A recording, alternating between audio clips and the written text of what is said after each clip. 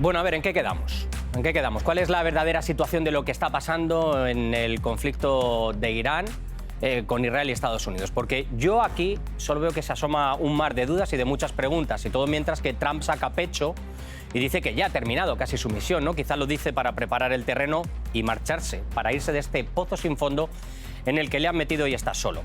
El cierre del estrecho de Hormuz para los agresores y los países afines a esos agresores se ha convertido en una pesadilla energética para muchos a nivel global, que pone en entredicho y sobre todo en tela de juicio las relaciones de los socios tradicionales. Empezaron exigiendo una rendición incondicional y hoy, unos 15 días después de que comenzara la guerra, se están dirigiendo a otros en busca de ayuda respecto a la seguridad del estrecho de Hormuz. ¿Nos ayudan sí o no? ¿Hay alguien ahí? Que alguien nos eche un cable. Pero Trump cambia de idea. Dice, bueno, qué demonios, no necesitamos a nadie. Lo afirma el presidente, que ha dicho que la OTAN comete un grave error y que su sugerencia sobre echar ese cable, esa ayuda en Hormuz, era una forma de tomar temperatura, de probar a esos que el presidente dice que Estados Unidos ha estado protegiendo desde hace muchos años, a esos países desagradecidos que solo están mendigando amparo y seguridad. Bienvenidos al Zoom. Europa dice que esta no es su guerra. Otros países que guardan silencio ante la petición de Trump de tener una alianza que ayude a los buques a salir de Hormuz. Y por otro lado, el presidente de Estados Unidos incluso que apela a China. ¿Se imaginan la cara que habrán puesto en Pekín al decir que vayan a ayudar? Ver para creer, ¿no? Lo que una cosa sí que está clara. Trump parece quedarse solo en esta cruzada y las alianzas occidentales hacen aguas. Empezamos. Creo que la OTAN está cometiendo un error muy tonto. Y hace mucho tiempo que vengo diciendo que me pregunto si la OTAN estaría ahí para nosotros. Así que esta fue una gran prueba, porque no los necesitamos, pero deberían haber estado ahí.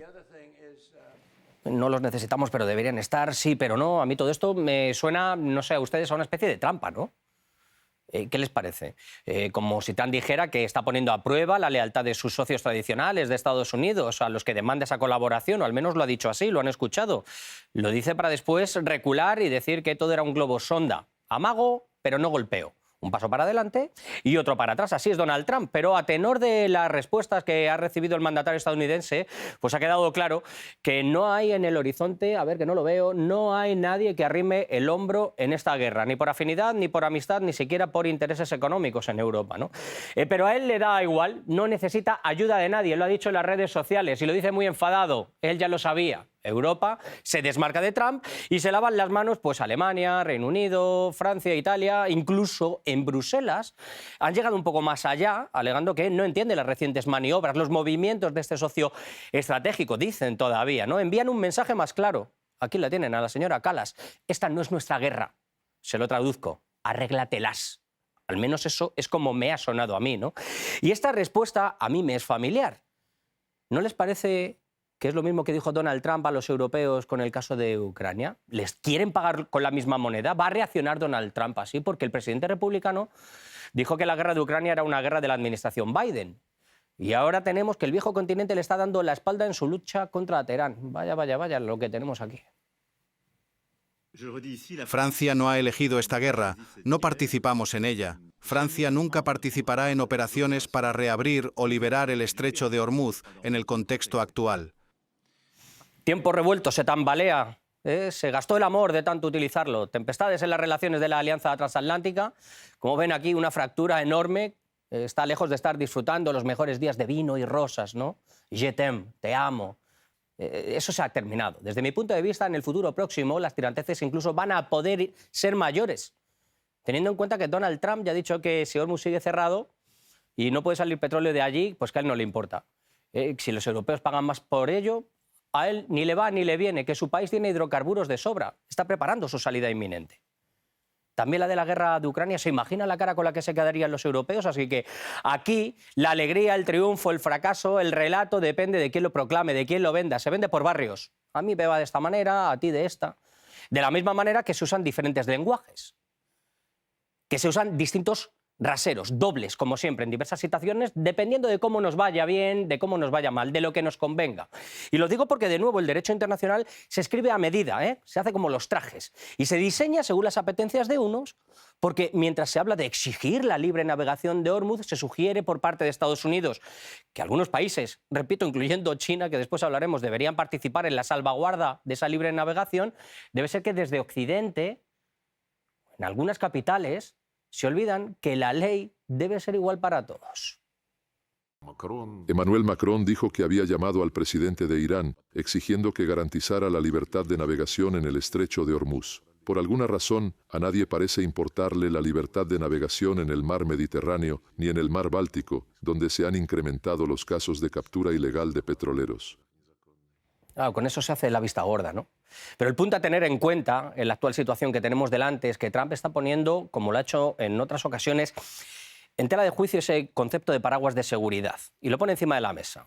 Porque Europa ya dijo, con la llegada del republicano al poder, que debían mirar más por sus propios intereses, que ya no había que ir de la mano de Estados Unidos, más por un sistema propio de seguridad y que ya no se podían fiar.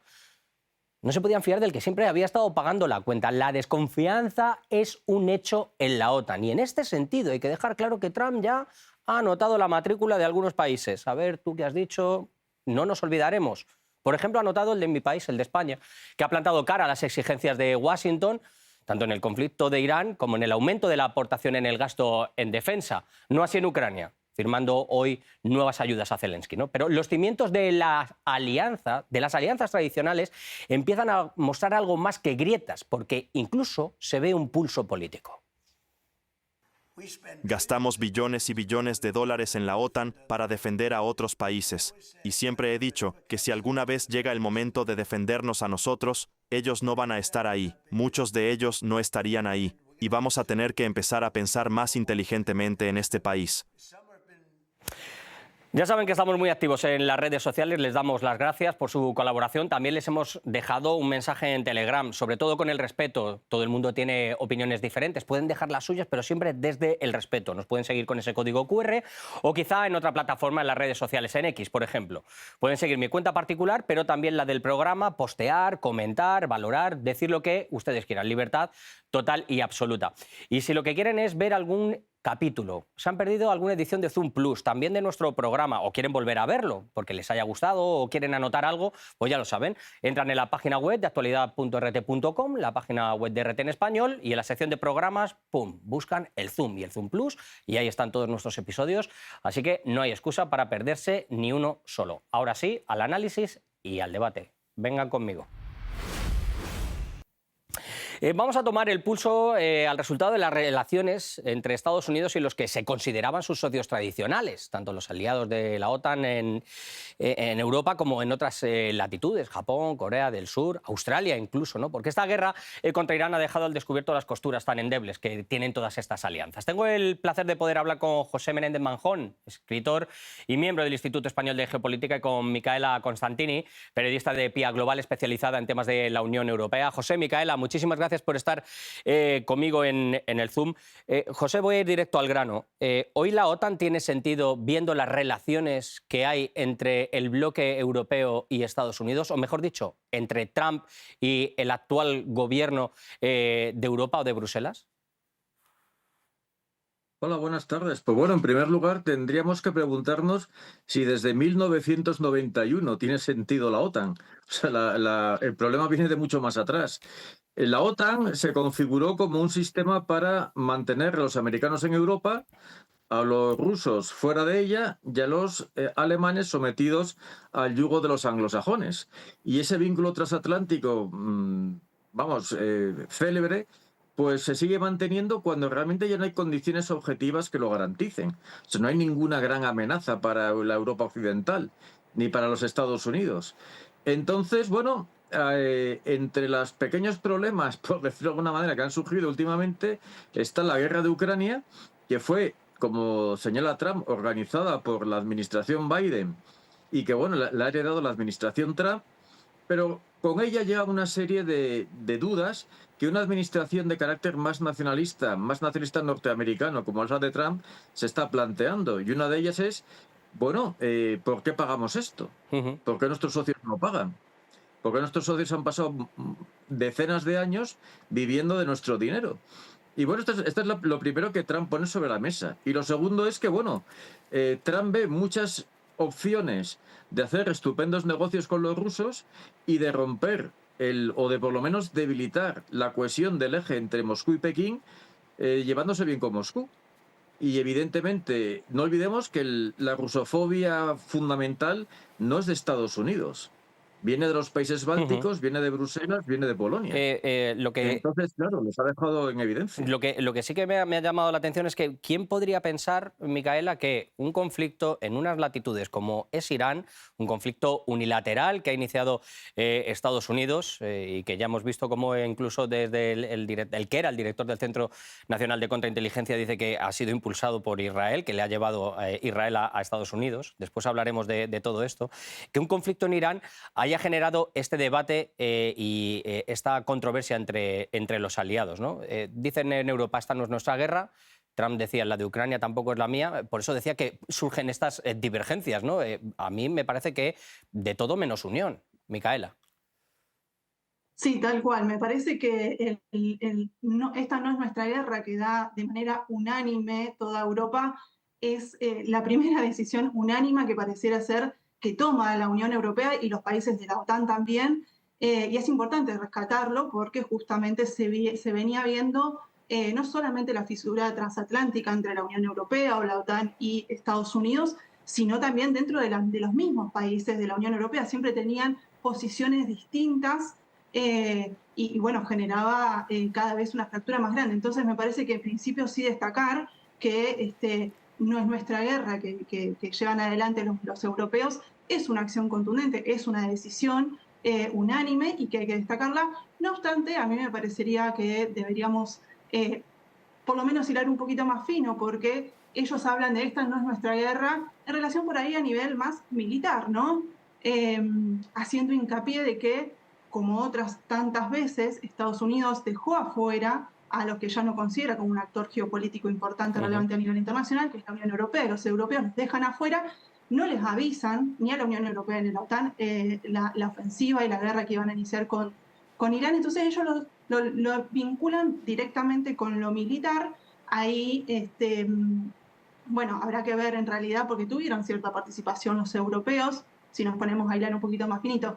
Pero lo importante que me parecía rescatar es que hay que ver hasta dónde se puede sostener ese discurso o esa argumentación, porque también hemos visto en las últimas 2 semanas cómo han intentado involucrar a la OTAN con ataques de falsa bandera. Y por último, quisiera remarcar que no es nuestra guerra. Me parece que sí es la guerra de los europeos, no solamente por cómo influye a nivel en la crisis energética, sino porque cuando dicen esta no es nuestra guerra, hacen referencia a que la guerra no es contra Irán, pero me parece que sí es la guerra de los europeos, en tanto que el enemigo no es Irán, pero sí es Estados Unidos, porque esto ya lo venimos viendo de esta suerte de guerra híbrida que los europeos han tenido con Donald Trump en específico, que se remonta incluso a la gestión Biden. Ese es el punto al que quería yo llegar. Yo no sé si es que le estaban esperando agazapados, porque tienen algunas muy guardadas. Ha habido muchas humillaciones a los europeos por parte de Donald Trump, las relaciones no han estado bien, estos no pintan nada, les han pintado la cara por todos los lados, también por la gestión que han estado llevando y por las decisiones que han tomado, ¿no? Que han sido en contra de sus pueblos, José. Muchas de ellas, con las sanciones, por ejemplo, contra Rusia, las decisiones que se han tomado por seguir dando dinero que no se sabe ni dónde está para el régimen de Zelensky, para el régimen de Kiev, y yo no sé si es que le estaban esperando como diciendo, ahora que estás débil, nosotros te vamos a dar la espalda. Pero Donald Trump, como yo decía, apunta matrículas. Lo tenemos como, por ejemplo, con el propio presidente del gobierno español, con Pedro Sánchez, ¿no? A España ya la tiene puesta en esa lista. Y yo no sé si va a haber a lo mejor algún tipo de represalia. ¿Qué piensas de este callejón en el que han estado esperando los europeos y la decisión que pueda tomar Trump, José? Bueno, Europa tiene un problema, que es que ¿hasta qué punto es débil Estados Unidos? Si Estados Unidos quiere cortar la OTAN, la corta mañana mismo. O sea, si Estados Unidos se retira de la OTAN, adiós OTAN, porque los países europeos inmediatamente se convertirían en un gallinero. Y Pero por otro lado, ellos dicen que pueden con su sistema de seguridad. Ellos están diciendo que van hacia adelante, ¿no, José? incapaces de mandar 200.000 hombres a Ucrania, no pueden. No pueden. No. Lo que el gobierno de Kiev hace a latigazo limpio, pero lo hace, la OTAN es incapaz de hacerlo. ¿Qué defensa? Pero si no tienen ni paraguas atómico ni nada que se le parezca. O sea, es ridículo pensar que Europa pueda por sí misma hacer nada. Si además casi el 68% del gasto militar es en productos de Estados Unidos. Europa está llena de gente que habla mucho y piensa poco, por lo que estamos viendo. Y vamos a ver, Europa se ha convertido en una colonia de Estados Unidos y ha aceptado ser una colonia de Estados Unidos. Y Estados Unidos, pues bueno, ahora necesita sacar el látigo porque tiene una situación interna muy, muy difícil, con una deuda que está empeñada en que no pagarla a ella, sino que lo paguen los Estados Unidos, que lo paguen los europeos. Los europeos somos pues bueno, el nuevo patio trasero de Estados Unidos. Y si a Estados Unidos le conviene disolver la OTAN y tener relaciones bilaterales con cada país europeo, que yo creo que es en el fondo la idea de Trump. La idea de Trump es reventar la Unión Europea y llegar mediante pactos bilaterales a una especie de control más eficaz de Europa, del que propone la Unión Europea, que al final depende en buena medida de la administración americana. O sea, la Unión Europea está ligada al Partido Demócrata. Antes, Si el Partido Demócrata no gana, no hay lazo transatlántico. Yo creo que quizá estas élites europeas, este partido de la guerra, está esperando a Donald Trump para verle un poco débil. Ha puesto en tela de juicio, desde luego, este conflicto de Irán, la fortaleza de Estados Unidos. Pero los europeos, cuando hablan de no es nuestra guerra, de vamos a apostar más por seguridad, tenemos de nuevo el paseo de Zelensky mendigando por Londres, después ha pasado por España para intentarse llevar algo, Micaela, pero es que la verdad es que no hay de dónde sacar. La capacidad de producción europea no llega.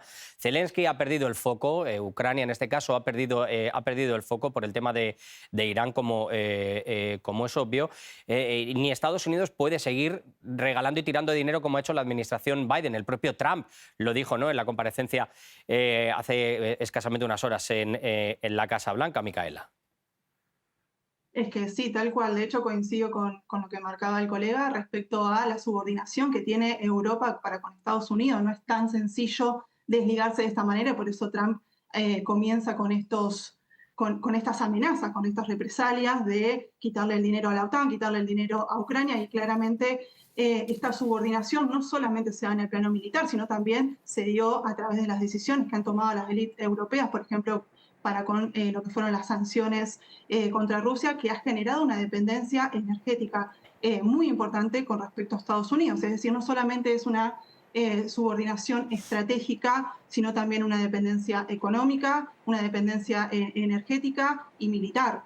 Y en ese sentido, hoy remarcaba esta unanimidad de la decisión de los europeos, pero eso no implica que el camino elegido detrás de esa unanimidad tenga que ver con la autonomía estratégica europea. No es que esta manera les permita a ellos empezar a pensar en una construcción en conjunto, en unidad. Y justamente esta es una de las principales problemáticas que tiene la Unión Europea como bloque, sobre todo en la cuestión ucraniana, ¿no? Ahí tenemos los vetos de Orbán y de Fico, justamente cuando Zelensky toma la cuestión energética como rehén para tener injerencia sobre estos países. Y sobre todo, hay que decirlo, yo este tema que decíamos de al unísono, que dicen no a la guerra, yo lo que estoy viendo, o no a la guerra, o esta no es mi guerra en este caso, yo lo veo que cada uno está acercando, como se suele decir, la sardina a su ascua, al ascua que más calienta. Es decir, vemos a Estonia haciéndose, José, fotos y diciendo que hay un apoyo a Israel. No sé cómo va a apoyar a Israel, de qué manera Estonia. Lo que sí sé es que Estonia va a poder recibir, por ejemplo, mucho material por parte de Israel a nivel de ciberguerra, etcétera, etcétera, para intentar hacer daño, por supuesto, a Rusia. A un gobierno le puede valer como si fuera un lema electoral porque sabe que se va a ganar el electorado, por ejemplo, Pedro Sánchez, y a otros les sirve como para darle de bruces a Trump. Cada uno lo está diciendo de la manera en la que quiere, porque yo no veo esa unanimidad. Para mí no es unión, como ha dicho Micaela en este caso, y lo están haciendo de esa forma, ¿no? José, ¿cómo lo ves tú? Hombre, porque también hay que darse en cuenta que los dirigentes europeos no son gran cosa. Es decir, tampoco gobierna un Bismarck en cada país europeo, ni muchísimo menos. Ni siquiera un Jacques Chirac o un Schröder. O sea, tenemos algo así como encargados en negocio o dependientes de comercio que están al frente de países que antaño fueron grandes potencias políticas, pero que ahora ya no hacen política, ahora administran lo que se les manda de Bruselas. En cuanto, si Estonia piensa que va a recibir mucho de Israel, pues bendita ingenuidad la suya, porque Israel está en las últimas, está intentando sacar todo el material que puede y el que no tiene de donde pueda para hacer frente al diluvio de misiles que le está lanzando Irán y a la guerra que está perdiendo en el Líbano. Y sobre todo, una cosa, José, una cosa, perdona que te interrumpa, y también a mí me parece que todos estos lemas de Europa, y te vuelvo a repreguntar, después voy con Micaela, son una doble retórica, es decir, lo que no puedes decir es, no, esto es una injerencia ilegal, que lo es, en la que se están matando a dirigentes, se están matando a grandes cargos como lo que estamos viendo, con total impunidad, y ponerte una venda o hablar de libre navegación en Hormuz y no ver lo que está sucediendo en el Mediterráneo, o no ver las extorsiones que se hacen, o no ver los crímenes de lesa humanidad que se hacen en Ucrania. Es decir, nos lo tapamos según nos conviene, ¿no, José? Sí, prácticamente el doble rasero ya es un lugar común en la política de la Unión Europea. Se puede asesinar a un jefe de Estado, que es una barbaridad, y en este caso además no es que hayan asesinado a un jefe de Estado, han asesinado a un líder espiritual. Además con su familia, con su nuera, con sus nietos, en fin, lo que se llama una hazaña bélica. Y ayer mismo asesinaron al Ariyani, otro de los grandes dirigentes de la República Islámica. Imaginémonos que China, Rusia e Irán hicieran lo mismo con los dirigentes de Irak o de Ucrania o de Polonia o de donde fuera, la que tendríamos montada ahora mismo. Y pero eso ya es como natural a la Unión Europea, la hipocresía. Y por otro lado, no olvidemos también otra cuestión, que nos están llevando prácticamente de ronzal a una guerra con Ucrania que tarde o temprano con Rusia, o acaba en desastre ucraniano y desastre Unión Europea, o nos meten a nosotros en un conflicto que también perderíamos. Esa es la historia, ¿no? Porque muchos hablan ahora de esta no es mi guerra o el sí a la paz, etcétera, etcétera, pero de negociaciones de paz y de poner una solución al conflicto de Ucrania se habla muy, muy poco, ¿no? Es decir, que este conflicto en Irán, Micaela, nos está poniendo a cada uno en su sitio, ¿no? A estos líderes europeos o a estos gestores, como nos dice José, que están intentando dejar esa desolación de Donald Trump, como dejarle solo, pero cuidado que Europa no es tan fuerte como la pintan y la que se puede quedar sola ante el peligro es ella, en apenas un minuto, Micaela. Tal cual, me parece que sí, que la subordinación que tiene Europa hoy es la evidencia más clara de cómo están reaccionando los líderes, porque la Unión Europea, los europeos en general, están sometidos a múltiples crisis. No es solamente que no tienen fortaleza o que no tienen desarrollados sus ejércitos, no, también están inmersos en múltiples crisis que me parece que hay que prestarle atención porque esto, si bien tiene muchísimo doble rasero y si bien se pueden sostener sobre narrativas y retóricas que a ellos les gusta mucho enunciar, después esto es difícil sostenerlo en la realidad para el pueblo europeo, que son los que después tienen que pagar las facturas, son los agricultores que se encuentran sumidos en las crisis, porque la crisis no es solamente energética, la de fertilizantes, esto se va a ir traduciendo cada vez más a las calles, de hecho ya se ve, pero cada vez me parece que se va a ir profundizando más ante un vacío de poder o de élite de poder dentro de la Unión Europea y en cada uno de los países para poder sostener cada uno sus crisis, ¿no? Micaela, y sobre todo la crisis, otro minutito, en la que se le viene a Donald Trump después de la dimisión, como hemos visto, de Joe Kent, ¿no? Que ha puesto en evidencia lo que se sabía y lo que se estaba diciendo que Israel había metido, que no era una buena idea este conflicto. Nos deja un MAGA desunidos y la Unión Europea y Estados Unidos ahora mismo tienen prácticamente las relaciones rotas por esto. El movimiento MAGA está totalmente desunido y lo que no se explica es la opinión pública en Estados Unidos. Para terminar, Micaela. Sí, nosotros acá estábamos puntualizando específicamente en Europa, pero sin duda que la crisis es la crisis occidental, lo que vivimos también en Groenlandia, cuando fue la crisis de Groenlandia y en el foro de Davos, lo mismo, la crisis que se observa es la crisis del bloque occidental, del bloque transatlántico y en especial del imperialismo unipolar de Estados Unidos, que, como hemos visto en otros momentos de la historia, cuando el imperialismo estadounidense se ve amenazado es cuando se pone más bestial Entonces, por más que asuma un líder como Trump, que anunció en campaña que iba a ser el presidente de la paz, bueno, lo vemos con cambiando cambiando el Ministerio de Defensa por Ministerio de Guerra y actuando en consecuencia, ¿no? Lo vemos ahí. Sin duda alguna, esto es lo que nos está dejando, y lo decía, blanco sobre negro, ¿no? Está poniendo este conflicto a cada uno en su sitio, y también en un nuevo orden mundial también para el Oriente Medio. Estaría bien pensar sobre esto, qué es lo que va a suceder con esos países árabes, con esas monarquías del Golfo, ¿no? Después de lo que ha sucedido. José, Micaela, muchísimas gracias por haber estado conmigo en el Zoom. Os mando un abrazo fortísimo y espero volver a contar con vosotros. Ha sido un placer. Muchas gracias. Hasta luego.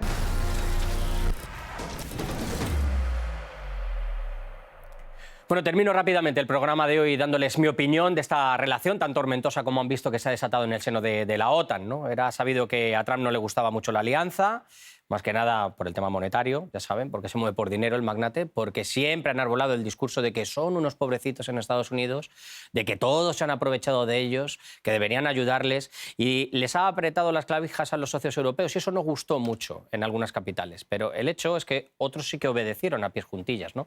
Trump se ha dado cuenta que esto de la OTAN es una mera función, un show, un teatro, una representación en la que cada uno, como les decía, arrima esa sardina a la escua que más calienta, a lo que más le conviene. Mientras la gran mayoría tacha de ilegal esa intervención unilateral contra Trump y se llenan la boca, otros como Estonia, como hemos visto, cierra filas con Israel. ¿Quién sabe lo que va a recibir a cambio? ¿Qué pretende con ese espectáculo? Quizás seguir siendo, ¿no?, ese foco de rusofobia junto con los bálticos en el conflicto de Ucrania. Bueno, en estos días Trump va a buscar que alguien le respalde. Habrá llamadas, seguro, para que salgan y digan algo, aunque dice que realmente no necesita a nadie. Pero todos sabemos que con Trump se cumple ese refrán de dime de lo que presumes y te diré de lo que careces. Dice que no necesita a nadie, pero quizás sí lo necesita. Ni Estados Unidos está ganando en Irán, ni van tan sobrados como dice su presidente, ni tiene una potencia militar tan fuerte como para seguir ejerciendo presión durante demasiado tiempo. Nosotros nos marchamos. Ya saben dónde estoy. Escríbanme. Chao.